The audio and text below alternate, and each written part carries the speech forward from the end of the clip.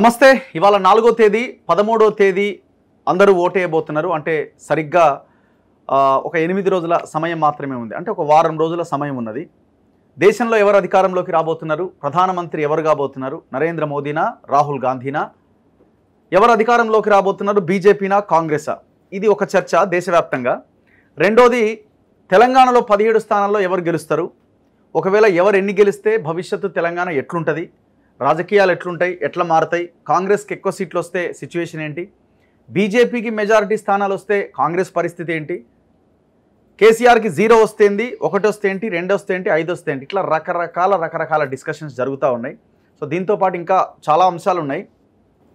ఇవన్నీ మనం మాట్లాడదాం. నా ముందు కపిలవాయి దిలీప్ కుమార్ గారు ఉన్నారు. కపిలవాయి దిలీప్ కుమార్ గారు రీసెంట్గా Congress party election management committee కన్వీనర్గా ఆయన నియమించింది ఈ 17 పార్లమెంట్ స్థానాలకి. దాంతోపాటు గ్రాడ్యుయేట్ ఎలక్షన్స్లో ఈ ఎమ్మెల్సీ ఎలక్షన్ ఉంది కదా, ఖమ్మం, వరంగల్, నల్గొండ, ఈ ఎలక్షన్కి సంబంధించిన ఎన్నికను కూడా ఆయనే ఆ మేనేజ్మెంట్ కమిటీకి కన్వీనర్గా ఉన్నారు.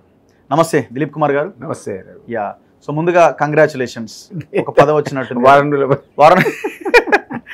రోజుల పదవి పర్వాలేదండి, బట్ క్రూషియల్ పీరియడ్. కానీ మీరు అంటే మునుగోడులో కూడా వర్క్ చేసి కదా, సరే పార్టీ అనుభవంతోనే అంతేనా, ఆ ఎక్స్పీరియన్స్, ఆ ఎక్స్పోజర్ వల్లనే ఈ పర్టికులర్ అంటే ఈ మేనేజ్మెంట్ కమిటీ అంటే వాళ్ళు ఏంటి అంటే మేము చేసేది జనరల్ మేనేజ్మెంట్ కాదు, ఎలక్షన్ మేనేజ్మెంట్ కాదు అది. ఓకే. సో ఈ ఎలక్టోరల్ అఫెన్సెస్, కేసెస్ ఎక్కడ కోడ్ ఉల్లంఘన జరిగిన సందర్భంలో చీఫ్ ఎలక్టరల్ ఆఫీసర్ కానీ చీఫ్ ఎలక్షన్ కమిటీకి రిపోర్ట్ చేయడం కానీ, లేదా ఎక్కడైనా పోలీసులో సెన్సిటివ్ ఏరియాస్ లోపల గొడవ అవుతుంది అనుకుంటే అక్కడ అడిషనల్ ఫోర్సెస్ డిప్లాయ్మెంట్, ఇట్లాంటి సమస్యలన్నీ వాళ్ళు మా దృష్టికి తీసుకొస్తే మేము డీజీపీకి కానీ, సిఇఓకి కానీ, లేకపోతే చీఫ్ ఎలక్షన్ కానీ చెప్పే బాధ్యత. అంతే తప్ప ఈ జనరల్ మేనేజ్మెంట్ కాదు, సివిల్ కేసు కాదు అన్నట్టు. సివిల్ కాదు. ఇప్పుడు మీరు ఈ జనరల్ మేనేజ్మెంట్ లో జనరల్ మేనేజ్మెంట్ అది చాలా కాంప్లెక్స్ ఇష్యూ. అది ఎక్కువ వాళ్ళు అక్కడ ఇన్ఛార్జీలు వేసుకున్నారు, మంత్రులు ఉన్నారు, వాళ్ళు చూసుకోవాల్సిందే. సో మీరు ఎక్కువగా మీ పార్టీతోని ఎలక్షన్ కమిషన్ తోని కోఆర్డినేట్ అవుతున్నారు, అంటే పోలీస్తో కోఆర్డినేషన్ సంబంధించి మేము కోఆర్డినేటర్స్ కూడా పెట్టుకున్నాం. ఈ 17కి 2 కోఆర్డినేటర్స్ పెట్టాము, 34 మంది నిండానే. వాళ్ళు అంతా తిరిగి ఇట్లాంటి అఫెన్సెస్ ఉంటే మాకు రిపోర్ట్ చేయాలి. సో వేరే నాయకులు, లీడర్లు ఏమన్నా తప్పుడు మీ మీద మాట్లాడినా వాటి మీద కేసులు, ఈవెన్ ప్రైమ్ మినిస్టర్ మాట్లాడినా, అమిత్ షా మాట్లాడినా, ఈ మధ్య కాలంలో వచ్చి మంగళసూత్రాలు అమ్ముకుంటారు అన్నాడు. అది ఇక్కడ అంటే reported to chief election commission. అది మీ బాధ్యత. అది నేను ఆల్రెడీ రాశాను సిఇసి. అది ప్రధానమంత్రి స్థాయిలో ఉన్నాడు, మంగళసూత్రం అమ్ముతారా, ఏ పార్టీ అమ్ముద్దా? సో ఇది ప్రొవొకేషన్, ఇది కరెక్ట్ కాదు. ఇట్లాంటివి అంటే ఏదైనా సరే ఏ స్థాయి వాళ్ళు చేసినా అక్కడ ఉన్న వాళ్ళు మాకు చెప్తారు, సిఇఓ స్థాయిలో చెప్తాం. ఒక జాతీయ స్థాయి నాయకులు కనుక ఇట్లాంటి మాటలు మాట్లాడే, రెచ్చగొట్టే ప్రసంగాలు, విద్వేషభరితమైన ప్రసంగాలు చేస్తే అది చీఫ్ ఎలక్షన్ కమిషన్, ఇట్లాంటి బాధ్యతలతో మేము తీసుకున్నాం. సో ఈక్వేషన్ ఎట్లా కనిపిస్తుంది సార్? 17 స్థానాల్లో ఎవరికి మెజారిటీ స్థానాలు వచ్చే అవకాశం ఉంది? కాంగ్రెస్ పార్టీ లీడర్గా మాట్లాడతారేమో ఇప్పుడు. కొంత అనాలిసిస్ కూడా చెప్తా. యాక్చువల్లీ డబుల్ డిజిట్ కంపల్సరీ మాకు రావాలి, అందులో అనుమానం లేదు. ఇప్పుడు కూడా ఆ స్థాయిలో మేము ఉన్నాం. అది మీరు 10-14 అంటే నేను కరెక్ట్ ఇప్పటికిప్పుడు చెప్పలేను కానీ, బట్ ఓవరాల్గా బీజేపీకి వచ్చేటువంటి ఓటు బ్యాంకు గతంలో ఉన్నప్పుడు 2-3 స్థానాల కంటే పరిమితం ఉంది అనేది మా అందరి అంచనా ఉండే. మీ అంచనా ఉందేమో నాకు తెలియదు. బట్ ఈ రోజు వాళ్ళు ఇంప్రూవ్ అయిన మాట వాస్తవం. దానికి కారణం వాళ్ళ శక్తి కాదు. బీఆర్ఎస్ అనేది ఓవరాల్ తెలంగాణ మొత్తం 17 సెగ్మెంట్స్లో 0 అయిపోయింది. సో వాళ్ళ ఓటు అనేది కాస్త కూస్త ఉంది, మనం 0 చేయడానికి వీల్లేదు. అంటే అభ్యర్థులు గెలిచే స్థాయిలో వాళ్ళ ఓట్లు రావు అన్నది ఒక అంశం. అంటే 0 ఎందుకంటే వాళ్ళకి అభ్యర్థి గెలవడు కాబట్టి. కానీ ఓటు ఏమవుతుంది మరి 15-20%, ఒక్కొక్క దగ్గర 25% ఓటు ఉన్నా కూడా అదంతా కూడా వాళ్ళు దాని ఏమంటారు అంతర్గతంగా సైలెంట్గా అది బీజేపీకి, కొంత కాంగ్రెస్కి షిఫ్ట్ అవుతుంది. ఓకే, దానివల్ల కొంత బీజేపీ ప్రాస్పెక్ట్స్ మెరుగైన మాట వాస్తవం. కాబట్టి ఇదివరకు 2-3 కంటే ఎక్కువ రావనుకున్న వాళ్ళు 4-5 మాత్రం ఈరోజు వాళ్ళు గట్టి పోటీ బీజేపీ ఇస్తుంది. అంటే నా పాయింట్ ఏంటంటే, ఇప్పుడు కేసీఆర్ పార్టీ 0 అవుతుంది, 0 సీట్స్ వస్తాయి అన్న చర్చ ఇప్పుడు ఈ 3-4 డేస్ నుంచి ఎక్కువగా ఉంది.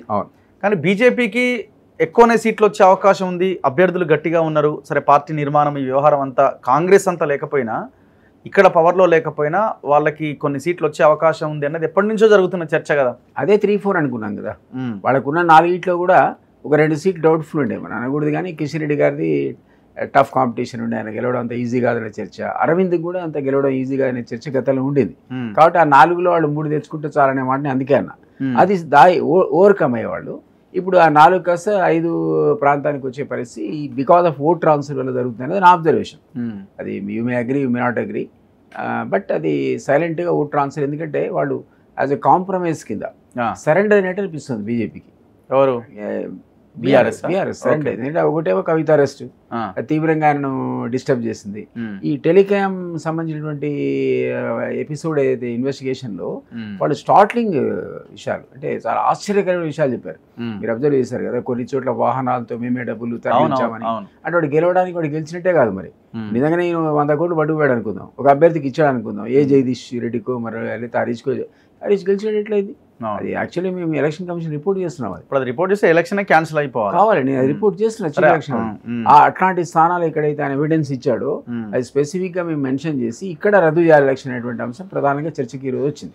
అదే పద్ధతిలో ఎక్కడైతే మా వాళ్ళు ఓడిపోయారో అక్కడ వీళ్ళు పట్టుబడారు. అంటే వీళ్ళు తీసుకెళ్ళిన డబ్బులు కూడా, నేను ఆ మాట అనకూడదు కానీ వాళ్ళే చెప్తున్నారు, మేము పలానా దగ్గర వాళ్ళు విని టెలిఫోన్లు విని ఆ డబ్బులు మేము సీజ్ చేసామని చెప్తున్నారు. అంటే గెలిచినోడు గెలిచినట్టు కాదు, ఓడినోడు ఓడినట్టు కాదు అనే పరిస్థితి వచ్చింది. అది సో ఇవన్నీ సెన్సిటివ్ ఇష్యూస్ వల్ల ఆ టెలికామ్ స్కామ్లో ఎక్స్పోజర్ వల్ల కేసీఆర్ ఈరోజు ఎటువంటి ప్రమాదకరమైన పరిస్థితి ఎదుర్కొంటున్నాడంటే ఆయన రేపు మాపు అరెస్ట్ కావచ్చు ఆఫ్టర్ ఎలక్షన్స్. అదొక ప్రాబ్లం. దాన్ని ఆర్డర్ ఇచ్చినటువంటి టాప్ లీడర్షిప్ ఎవరు ఉండాలి? అయితే కేసీఆర్ లేదా కేటీఆర్. ఎందుకంటే హరీష్ కూడా టెలికామ్ బాధితుడని, టెలిస్కామ్ బాధితుడని ఈవెన్ బండి సంజయ్ లాంటి కూడా అన్నాడు. అవును, ఆ మాట అంటున్నాడు ఆయన. నిజమే, అందరికీ తెలుసు ఆయన ఫోన్ ట్యాప్లో ఉందని. ఇప్పుడు ఇంకొక పాయింట్ ఏంటంటే కాంగ్రెస్ యాక్చువల్ ఎప్పుడో చేయాల్సి ఉండే, కేసీఆర్కి నోటీసులు ఇచ్చేసి ఎప్పుడో లోపల వేయాల్సి ఉండే, చాలా ఆలస్యం చేశారు. అసలు వీళ్ళు కాంప్రమైజ్ అయిపోతున్నారు, మమ్మల్ని సరెండర్ అవుతారు అన్నది. ఎలక్షన్ టైం మేము కవితను అరెస్ట్ చేయలేదా? చేయనన్ని రోజులేమో చేయలేదు అని అన్నారు. ఇప్పుడు మేము కవితను అరెస్ట్ చేసినాం కదా, అంటే మేము చేయడం మీన్స్ అరెస్ట్ అయింది కదా అని అంటున్నారు. మీరు చేశారు, ఏం చేస్తారో మాకు తెలియదు. అప్పుడేమో మీరు చేయలేదు కాబట్టి ఎలక్షన్స్లో అసెంబ్లీలో దెబ్బతిన్నారు మీరు. ఇప్పుడు అసెంబ్లీలో దెబ్బతినకూడదని మీరు కావాలని ఈరోజు పార్లమెంట్ టైంలో చేశారనేది మా వ్యూ. ఈరోజు మీకు పొలిటికల్ మైలేజ్ కోసం చేస్తారంటున్నాం మేము. అందులో ఉన్న వాస్తవం దేవుడెరు, లేకపోతే ఇన్వెస్టిగేషన్లో బయటపడుతుంది. కానీ ఈరోజు మీరు పార్లమెంట్ ఎలక్షన్స్లో మైలేజ్ తీసుకోవడానికి చేశారని కదా మేము అనేది. అంటే అదే మీరు అంశం కింద బీఆర్ఎస్ లొంగ తీసుకునే ప్రయత్నం కూడా చేస్తున్నారంటున్నా కదా నేను. లెవెలింగ్ ఏ స్టేట్ అలిగేషన్. కవిత అడ్డం పెట్టి ఈరోజు ఈయన కాంప్రమైజ్ చేశారు కేసీఆర్, ఆ ఓటు బ్యాంక్ నుండి మలుచుకునే ప్రయత్నం చేస్తున్నాడు కదా నేను అన్నది ఇనిషియల్ రిమార్క్స్లో. అంటే మీరు అన్నదాని ప్రకారం ఒకవేళ బీఆర్ఎస్ 0 అవుతే 10-15%కి పరిమితం అవుతే మిగతా ఓటు బ్యాంక్ అంతా బీఆర్ఎస్ కాకుండా కాంగ్రెస్కి ఎందుకు రాదు, బీజేపీకి ఎందుకు పోవచ్చు? పాసిబిలిటీ ఉంది, కానీ వాళ్ళు ప్రయత్నం చేస్తున్నారు. బీఆర్ఎస్ వాళ్ళే లోపాయికారిగా వాళ్ళు తమకున్న ఓటు బ్యాంక్ని మీరు బీజేపీకి వేయమనేటువంటి ప్రచారం చేస్తున్నారు కదా. అది వాళ్ళు చెప్తున్నారు, క్యాడర్కి చెప్పుకునేటువంటిది. ఆ ట్రాన్స్ఫర్ అట్లా చేసే అవకాశం ఉంది. కొంత న్యాచురల్గా మీరు ఎవరన్నా కాదన్నా, for example SC ST, Christian minority, ముస్లిం, వీళ్ళు మీరు వేయమంటే వేస్తారా బీజేపీకి? అట్లాంటి ఓటు ఏమైనా వాళ్ళ దగ్గర ఉంటే అది ఆటోమేటిక్గా కాంగ్రెస్కి షిఫ్ట్. అలా అనుకుంటే మరి ఇప్పుడు వాళ్ళు అక్కడ 2 రోజులు కేసీఆర్ని సస్పెండ్ చేశారు కదా ఎలక్షన్ ప్రచారం. ఆయన మాటల వల్ల మీ జ్ఞాపకుంటే జగదీశ్వర్ రెడ్డిని నా కంప్లైంట్ మీద ఎలక్షన్ కమిషన్ గతంలో ఇప్పుడు నిరంజన్ ఇస్తే కంప్లైంట్ ఇస్తే ఎట్లయితే 48 hours బ్యాన్ పెట్టిందో, అదే పద్ధతిలో బైపోల్ జరిగిన సందర్భంలో మునుగోడులో నేను ఇచ్చిన కంప్లైంట్ మీద ఎలక్షన్ కమిషన్ జగదీష్ రెడ్డిని అప్పుడు 48 hours బ్యాన్ పెట్టింది. అప్పుడు కూడా ఇదే పద్ధతిలో మీకు పథకాలు కావాలంటే టీఆర్ఎస్కి ఓటేయండి, లేకపోతే మీ పథకాలు కట్టారని ఆయన. అదే అబ్జెక్షన్ తీసుకొని నేను కంప్లైంట్ ఇస్తే 48 hours బ్యాన్ పెట్టారు జగదీష్ మీద కూడా. మీ జ్ఞాపకం మా మీద కావాలని పెట్టారు. బీజేపీ కాంగ్రెస్ కలిసి చేసిన కుట్రాని కేసీఆర్ అంటున్నాడు కదా. ఎలక్షన్ మేము ఒక్కరమే అన్నామా? ఇప్పుడు రేవంత్ రెడ్డి పేగులు మెడల్ వేసుకుంటా, నీకు గుడ్లు బీక్తా అన్నాడు కదా, మరి నా కళ్ళు బీక్తా అని అంటే మరి ఇది ఎలక్షన్ కోడ్ ఉల్లంఘన కిందికి రాదా? ఇప్పుడు నేనేమంటున్నా అంటే పథకాలు కట్టు వేరు. ఇక వీళ్ళు వచ్చిన అధికారులు నేనున్నప్పుడు నిరంతరంగా సప్లై వచ్చింది, మీరు పొరపాటు చేసిండ్రు, మేమేమి ఉంటే కరెంట్ వచ్చి ఉండేది అనేది. అసలు కరెంట్ వస్తూనే ఉంది అక్కడ, ఊరికి అభూత కల్పనలు తప్ప కరెంట్ కట్ అయింది ఇక్కడ అసలు.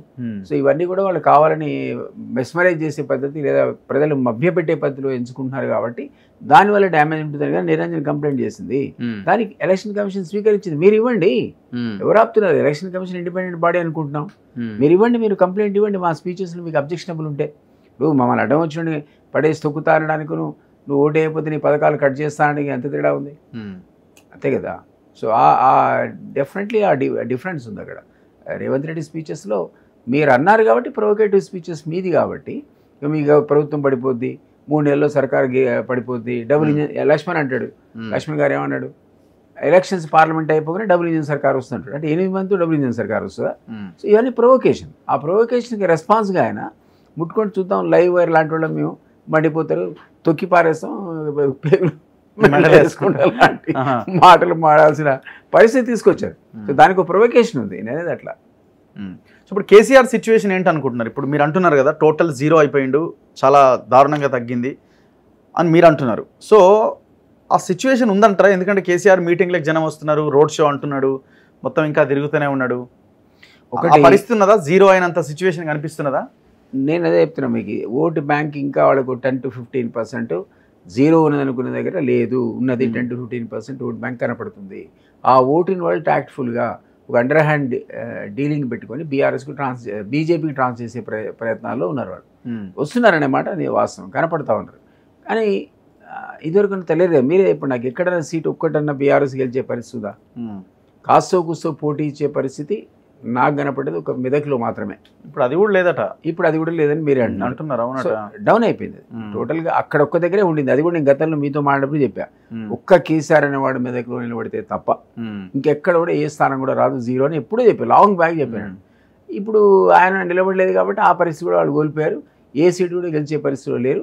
మీరు చెప్పేటువంటి కాస్తో కూస్తో 5% 10% ఓట్ బ్యాంక్ ఉంటే దాన్ని వీళ్ళు యాజ్ ఎ కాంప్రమైజ్ కింద రాబోయే రోజుల్లో కేసులు తప్పించుకోవడానికి పణంగా పెడుతున్నారు, సరెండర్ అయిపోయారు బీజేపీకి అనేది నా అభిప్రాయం. ఇప్పుడు నిన్న హరీష్ రావు చెప్తున్నాడు, కేసీఆర్ కూడా నిన్న మీటింగ్లో మాట్లాడాడు, బీజేపీ కాంగ్రెస్ రెండు కలిసి మొత్తం బీఆర్ఎస్ని లేకుండా చేయాలన్న కుట్ర చేస్తున్నాయి. హరీష్ అయితే ఏకంగా 8 సీట్లు వాళ్ళు పంచుకున్నారు, చెరో 8 సీట్లు గెలవడానికి అని ఆయన ఏకంగా స్టేట్మెంట్ ఇచ్చి నెంబర్స్తో సహా చెప్తా ఉన్నాడు. నేను విన్నది. మాకు బీజేపీతో హ్యాండింగ్ పెట్టడానికి ఏమవసరం చెప్పండి? నిజంగా డీలింగ్ ఉంటే మా సీఎం మీద నోటీసే రాకూడదు, ఢిల్లీ పోలీసు రానే రాకూడదు. ఇక్కడ Delhi police Delhi government control లేదు, it is directly and the control of home minister. Okay, home మినిస్టర్ది మార్ఫింగ్ చేశారని పోలీసులు అయితే పంపాడు, ఆయన తన ఆధీనంలో ఉన్న శాఖ పోలీసులు వాళ్ళు. సో మాకంటే డీలింగ్ ఉంటే ఎలక్షన్ అయినాక పంపేవాడు కదా పోలీసులు. ఇప్పుడే మా సీఎంకు నోటీస్ ఎందుకు వచ్చింది చెప్పండి? సో ఆ విధమైన అండర్స్టాండింగ్ ఉన్నదనేది మీనింగ్లెస్, అది ఏమాత్రం బేసిస్ లేదు, అది అబద్ధం కూడా. ఈయనను కూడా హెరాస్ చేసే కార్యక్రమంలో భాగంగా మార్ఫింగ్ పేరు మీద ఢిల్లీ పోలీసులు వాడుకునే ప్రయత్నం చేస్తున్నారు. బీజేపీ తన చేతిలో ఉన్న సిబిఐని కానీ, ఇన్కమ్ ట్యాక్స్ కానీ, ఈడీని కానీ, ఢిల్లీ పోలీసుని కానీ విచ్చలవిడిగా వాడుతుంది కదండి అపోజిషన్ల మీద. క్లాసిక్ ఎగ్జాంపుల్ రేవంత్కు నోటీస్ రావడమే కదా. అదేదో చేసే పని ఎలక్షన్లు అయిపోయినాక నువ్వు నోటీస్ ఇస్తే మేమే సమాధానం ఇచ్చుకునేవాళ్ళం. ఎవరో ఒక పర్సన్ చేసినంత మాత్రాన సీఎం పోయి కూర్చొని మార్ఫింగ్ చేస్తాడని కానీ, చేయమని చెప్తాడని కానీ చేయడం అయితే తప్పే కదా. ఇప్పుడు ఆ డీప్ ఫేక్ వీడియో బయటికి రావడాన్ని అయితే మీరు ఖండించాలి కదా. నేనైతే దాన్ని తప్పనే అంటున్నా, అందులో అనుమానం. కానీ సీఎంకి ఏం సంబంధం అంటున్నా? ఎవడో అత్యుత్సాహం పిసిసి అధ్యక్షుడిగా ఉన్నాడు, గాంధీ భవన్ కి ఇన్ఛార్జిగా ఉన్నాడు, మాత్రం ఓవరాల్ మనమే కంట్రోల్ ఉంటామా? అట్లంటే మరి దేశంలో ప్రధానమంత్రి అన్నిటికీ బాధ్యత ఉంచాలి, ఇక్కడ ఉన్న రాష్ట్ర ముఖ్యమంత్రి ప్రతిదానికి ఒకప్పుడు ఉండే అట్లా ఇండియన్ పాలిటిక్స్ ఆ సిస్టంలో ఉన్నాయంటే. ఇప్పుడు రైల్వే యాక్సిడెంట్ అయితే కేఎల్ మిశ్రా రాజీనామా చేసాడు, లాల్ బహదూర్ శాస్త్రి రాజీనామా చేసాడు. సరే మా గాంధీ భవన్ నుంచే వచ్చింది, మేము ఎవరైతే నాకు కూడా తెలియదు. నేను ఏమన్నానంటే గాంధీ భవన్లో ఎంప్లాయ్ చేశాడా, అతను ఎవరికైనా చెప్పాడా చెప్పకుండా సొంత కవిత్వం అనేది మనకు తెలియదు. బట్ అది జరుగుంటే తప్పే, అందులో అనుమానమే లేదు. అది మా పోలీసు కూడా పోయింది అరెస్ట్ చేయడానికి. ఓకే, ఓన్లీ కేంద్ర పోలీసులే కాదు, ఈవెన్ మన పోలీసు కూడా అరెస్ట్ చేసే ప్రయత్నం, సిసిఎస్ నుంచి వాళ్ళు అసలు జరిగింది ఏంటో కనుక్కునే ప్రయత్నం చేస్తున్నారు. మేము దాన్ని వదలలే, వీళ్ళు కూడా ఇన్వెస్టిగేట్ చేయమన్నాం ఎందుకు వచ్చింది అసలు ఈ గొడవ అని. సో అట్లాంటి ఆకతాయి పనులు ఎవరైనా చేస్తే 100% బాధ్యత వహించాలంటే కష్టం. అతను కనుక పార్టీ వర్కర్ అయి ఉంటే, లేదా మనం ఎంప్లాయ్ చేసినటువంటి సోషల్ మీడియా వర్కర్ అయి ఉంటే, మీరు అన్నట్టు చేసి మనం కూడా అవును పొరపాటు జరిగింది ఒప్పుకోవాల్సిన పరిస్థితి వస్తుంది. అది తెలవాలి, అది ఏంటో ముందు తేలితే, పోలీస్ ఎంక్వైరీలో లేదా మా ఎంక్వైరీలో తేలితే అప్పుడు మనం దానికి సరైన సమాధానం చెప్పగలుగుతాం. But as on the face of it మాత్రం అట్లాంటి పనులు కరెక్ట్ కాదని నేను కూడా. సో కేసీఆర్ ముందున్న ఆప్షన్స్ ఏం కనిపిస్తున్నాయి? ఇప్పుడు ఒక్క సీట్ అది గెలవడానికి అవకాశాలు కనబడట్లేదు. ఏమైనా ట్రయాంగిల్ ఫైట్ ఎక్కడైనా ఉంటుందా? మరి నాగర్ కర్నూలు ఆర్ఎస్పీ అనుకుంటే అక్కడ కూడా పెద్దగా లేదు అసలు. ఎక్సెప్ట్ మెదక్లో ఇతర ప్రాంతాల్లో వచ్చిన దానికంటే కాస్త కూస్తో ఓట్లు ఎక్కువ వచ్చే అవకాశం మాత్రమే ఉన్నది. అక్కడ ఎట్లా 0 వస్తే ఎట్లా జీరో పార్టీ సిచ్యువేషన్ ఏంటి? ఏముందని రాజ్యసభ పోతాడు రేపు పొద్దున. తనకున్న లిమిటెడ్ 39లో 9 మంది 10 మంది పోయిన అనుకుందాం, పోయినా 20-30 మందితో రాజ్యసభ గెలిచే అవకాశం ఉంటే ఖచ్చితంగా రాజ్యసభ పోయే ప్రయత్నమే చేస్తాడు. ఇక్కడ ఎమ్మెల్యే ఉన్నది కదా, ఇక్కడ ఉన్నది, ఇక రాడు కదా పాపం. ఇక్కడికంటే కన్వీనియంట్ ఉంటుంది. రాజ్యసభ అయితే మీరు పోయినా పోకుండా ఎవడు పట్టించుకోడు, మనకు అలవాటే కదా. పార్టీ సిచ్యువేషన్ ఏంటి, పరిస్థితి భవిష్యత్తులో? నాకైతే అంటే కేసీఆర్ నేను ఇప్పుడు పక్కకు జరిగి కాంగ్రెస్ సంబంధించిన ఎలక్షన్ కన్వీనర్ కాకుండా మీకు జస్ట్ అనలిస్ట్గా చెప్తున్నా, కేసీఆర్ అధికారం కోల్పోవడానికి ఆయన తప్పులు, అవినీతి, ఆశ్రిత పక్షపాతం లేదా ధృతరాష్ట్ర పరిపాలనతో పాటు తెలంగాణ ఆకాంక్షలు దూరంగా ఉండటంతో పాటు 100 కారణాలు అంటారు కదా కరుణుడు సాగు. అవును. వేరే మరొక 2 కారణాలు ఏంటంటే కవిత అవినీతి, కేటీఆర్ యొక్క అహంకారం. ఓకే. ఈ 2. సో ఆ పార్టీ నిజంగా మళ్ళీ పాత ట్రాక్లోకి రావాలంటే ఆయన ముందు పెట్టాల్సిన ఈ ముఖ్యమైన వ్యక్తులు ఇద్దరే, కవిత, కేటీఆర్. వీళ్ళిద్దరిని దూరం పెడితే పాస్ట్ గ్లోరీ కాస్త కాకపోతే కాస్త ఒక 5% 10% వస్తుంది. ఆయన తను స్వయంగా పర్యవేక్షణ బాధ్యతను తీసుకోవాలి, లేదా హరీష్ని తీసుకొచ్చి పెట్టుకోవాలి. హరీష్ మొదటి నుంచి కూడా అతనితో పాటు రాళ్ళు మూసిన కూలీగా ఉన్నాడు, ఉద్యమకాలం నుంచి పనిచేసిన వాడు. సో వాళ్ళిద్దరు కలిసే నిర్మాణం చేస్తారు. వదలాడు కదా దమ్ముంటే వదలాలి. నువ్వు మొదలు అధికారమే కోల్పోతుంది అతని వల్ల. నేనంటే 1 ఆఫ్ ది రీజన్స్ అతని అహంకారం, కొడుకు అహంకారం. సో ఈరోజు కనుక ఆయన ఆ సోయి ఉంటే వాళ్ళిద్దరిని పక్కన కాస్తో కూస్తో వస్తుంది అంటున్నాను. Otherwise very difficult. ఎందుకంటే ప్రజలు విసిగిపోయారు ఈ ప్రామిసులతో, అరచేతి స్వర్గం ఇదంతా చూసి చూసి అలసిపోయి వీళ్ళు ఒకసారి ఆయన రిజెక్ట్ చేసినాక మళ్ళీ కాన్ఫిడెన్స్ రిగైన్ చేయడం అంత ఈజీ అయితే కాదు. మేజర్ హర్డిల్స్ ఇద్దరే, కూతురును కొడుకు. వాళ్ళు ముందు అధిగమిస్తే ఆయనే డైరెక్ట్ పగ్గాలు కనుక టేక్ ఓవర్ చేస్తే కొంత మార్పు ఉండొచ్చు అని అంటారు. ఓకే. సో అవకాశం ఎంతవరకు ఉంది అని అంటారు? అంటే ఇప్పుడు పాసిబుల్, అది ఇప్పటికిప్పుడు మాత్రం ఇంపాసిబుల్. 5 ఏళ్ళ దాకా మర్చిపోయి ఎమ్మెల్యేలు ఉంటారంటారా? 39లో నేను ఇంతమంది అయిపోయిన 30 మంది పోతే ఒక్కడు ఉండడానికి. ఎలక్షన్స్ అయిపోయినా ఆగేటోడు ఎవరు లేడు. ఈ ఎలక్షన్స్లోనే అందరు ఎట్లా మాడుతున్నారో ఎట్లా పోతున్నారో కండవాలు కప్పించడం మనం చూస్తున్నాం. ఆయన దగ్గర మిగిలేదే 9 మంది అంటే సింగిల్. కేసీఆర్ ప్రయత్నం చేసి ఉంటాడు అంటారా? అంటే ప్రయత్నంలో భాగంగా తిరుగుతున్నాడు అంటారా?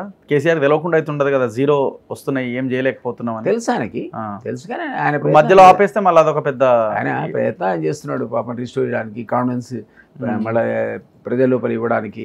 కానీ అది ఈజీ కాదంటున్నాను. ఎందుకంటే వాళ్ళు చేసిన తప్పులు కోకలాలు కదా, 1 కాదు 2 కాదు. సో ఇవన్నీ కూడా ఎప్పుడు అవకాశం ఎక్కువ ఏర్పడుతుంది అంటే మేము ఫెయిల్ అయితే.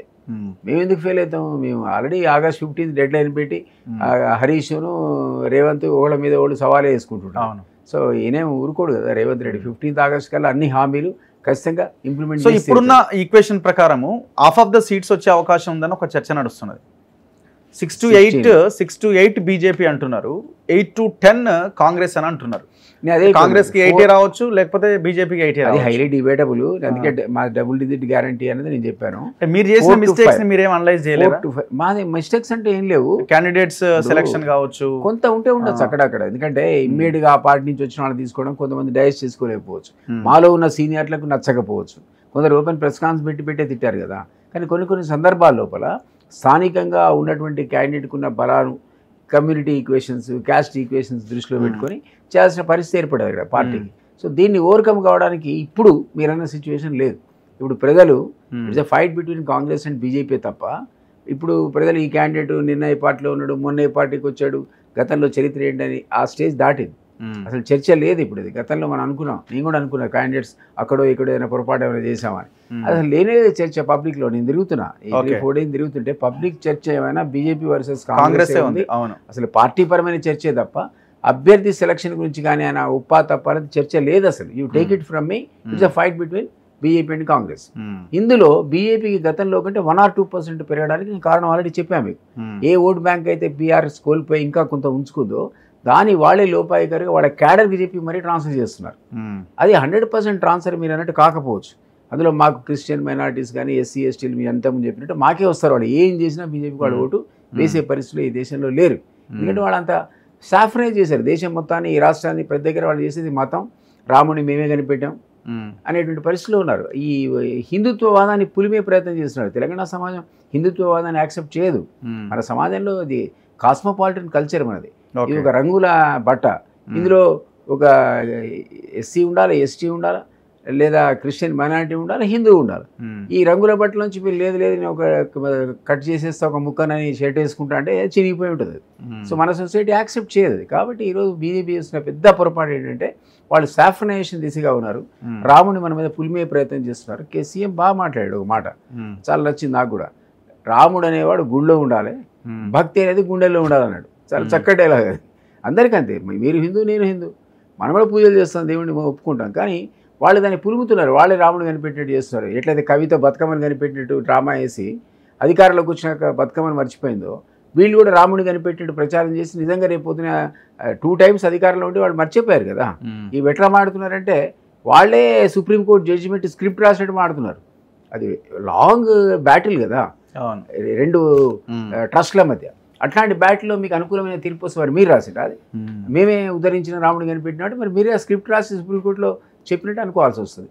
సో ఇవన్నీ కావు. సో ఇప్పుడు సౌత్, నార్త్, మిడిల్ తెలంగాణ ఎట్లా ఉంది? 17 నియోజకవర్గాల్లో మనం జనరల్గా ఇప్పుడు నిజామాబాద్, కరీంనగర్, ఆదిలాబాద్ అండ్ ఈ బెల్ట్, మీకు ఆ బెల్ట్ ఆదిలాబాద్ అయితే మళ్ళీ నల్గొండ, మహబూబ్ నగర్, రంగా ఇవన్నీ కేక్ వాక్ కదండి. కాంగ్రెస్ కి మీకు చర్చే లేదు అక్కడ.